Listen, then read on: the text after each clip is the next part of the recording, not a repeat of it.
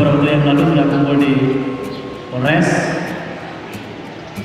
Itu juga sedikit kita berikan tentang bagaimana wawasan kebangsaan yang betul. Kalau berbicara wawasan kebangsaan secara teori mungkin saya yakin dan percaya